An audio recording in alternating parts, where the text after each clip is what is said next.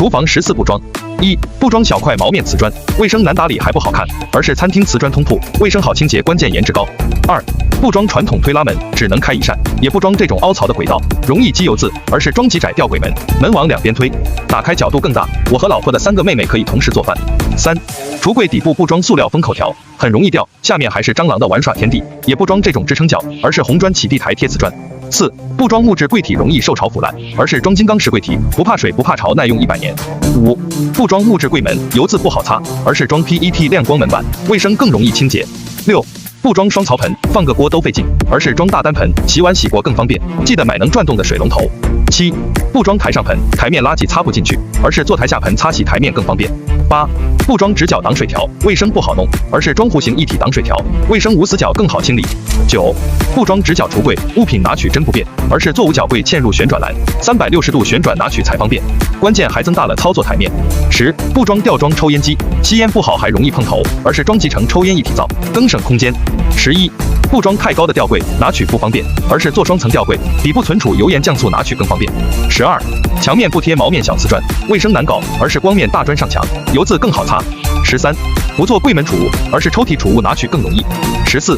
不装普通插座，来回拔插容易短路，而是装带开关的轨道插座，随时开关，关键颜值还高。进入主页查看更多更好的设计。12个后悔装修。1. 后悔玄关满墙全部做鞋柜，因为蹲着穿鞋真的不适合我这种大胖子，一定预留穿鞋位，蹲着穿鞋踩不累。后悔做了这种上下柜，因为收纳太小，而是做满墙鞋柜，下面做翻转层板，多少鞋都能装下，关键是好拿。上面做活动层板，收纳老婆换季的鞋和大长靴更方便，这样的鞋柜实用又美观。2.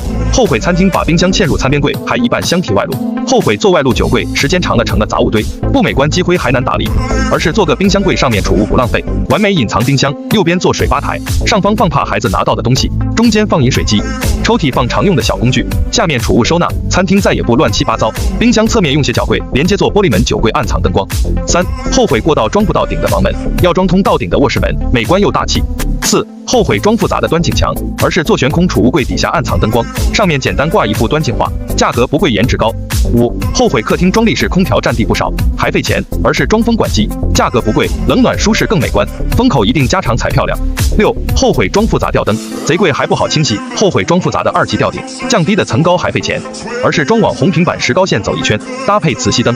6. 后悔客厅装复杂费钱的背景墙，没几年就过时了，后悔买成品的电视柜，底下的卫生超级难清扫，而是背景硅盖板灰白相间，很有层次感，配几条金属工字线，瞬间就有高级感，角铁三脚架做支撑，再找二舅妈借10块买几个膨胀螺丝，把它狠狠地固定在墙上，上面再盖几块岩板，抽屉储物拿取更方便。二舅家的3个熊孩子在上面玩耍也压不塌，记得这个位置切圆角撞不到人才更安全，悬空电视柜下方卫生更好打理。7. 后悔沙发背景贴容易开裂的墙纸，而是做石膏板刷白，配上去跟金属条，颜值超高。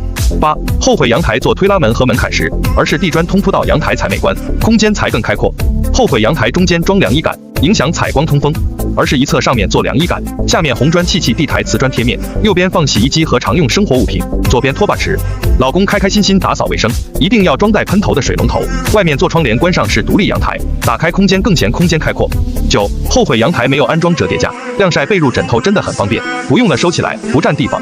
卫生间怎么装修才算有逼格？1. 卫生间设计这样的干湿分离，砌墙占用1平米，没有采光，蟑螂最喜欢这样的设计，一定拆除一半墙体，向过道借光。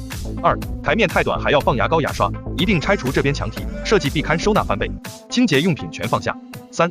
下面不要做这样直上直下的排水了，打扫卫生弯弯绕绕根本搞不干净，一定记得做墙排水，打扫卫生一进一出就够了。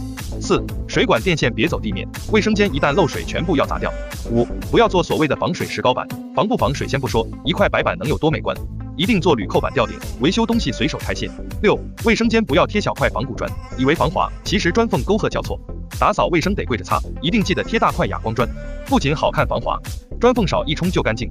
7. 不做常规淋浴间，里面必须做个隔板，才有地方放洗漱用品，这里全是卫生死角，一定砌红砖，做防水回填陶粒，水泥砂浆找平，这样就能嵌入浴缸，记得旁边加个长条地漏，浴缸水满了也不会水漫全屋，上面再用木头做个浴缸盖子，站上去就能淋浴，关键还防滑。8. 水管不要再暴露在空气中，一定包隔音棉，没噪音方便生3胎。9. 马桶旁边砌砖做壁龛，最后拉上 PVC 磨砂浴帘，环保耐用还便宜。10. 10. 不要装壁挂的马桶，而是装虹吸冲水马桶，冲水给力，不会堵塞。马桶旁边做壁龛放厕纸和马桶刷，容量够的。11. 卫生间不装木门，木门怕潮湿，一定装个吊轨玻璃门，不怕水渍，好看又耐用。卫生间9不装，家里通常只有一个卫生间，而且马桶在洗手台旁边。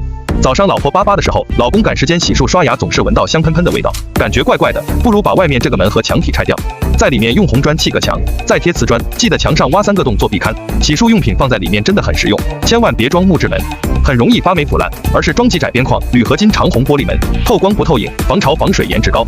2. 不装这种悬挂镜柜，每次拿东西都要开门，拿取不便还不能欣赏自己的绝世容颜，而是买个成品智能镜子，镜面自动除雾，自带灯光照出美貌容颜，记得后面留电源，方便后期接线。3. 洗手台侧面做半高矮柜，定做抽拉式拉篮柜，放洗浴用品以及卫生纸超多超方便，记得底部不要木质做，而是做红砖的台贴大理石，才能防潮防腐烂，下方嵌入感应灯条，晚上起来不摸黑。4. 门框用大理石收口，矮柜上方石材台板，上方做块长虹玻璃做隔断，置物真的很方便，关键走廊采光更明亮。5. 洗手台下方不做这种直排下水，打扫卫生受阻碍，关键下水管四周真的不好清理，而是学助小芳在墙面地面开槽60宽，预买50排水管做墙排，这样悬空洗手台底部不生长霉菌，也更容易搞卫生了。记得原排水位置留个地漏，方便跑水的同时更容易检修。6. 马桶的旁边留2个洞，下方放小垃圾桶和清厕工具，上方放卫生纸和手机，空间不浪费。7. 这个落地马桶四周容易生长霉菌，四周拖地也很麻烦，特别是马桶的后方这个卫生4角真的很难搞卫生，而是装带隐藏水箱的墙壁悬挂马桶，这个钢架结构悬挂马桶，就算大胖母猪在上面玩耍也能纹丝不动，底部的卫生也更好清洁了，关键无死角才不会生长霉菌，记得要预留个角阀给高压喷枪，清洗马桶更方便。8.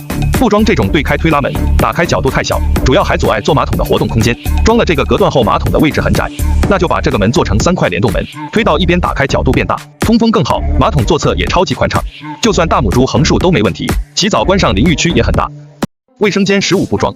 1. 不装 T 字形3通，冲水受阻，超级容易堵塞，而是装 Y 字形3通，马桶冲水100年不堵，记得支管一定往上装，才不会返回水。2. 一定要装2次排水，扇形排水槽引向最低点，保证100年不漏水。3.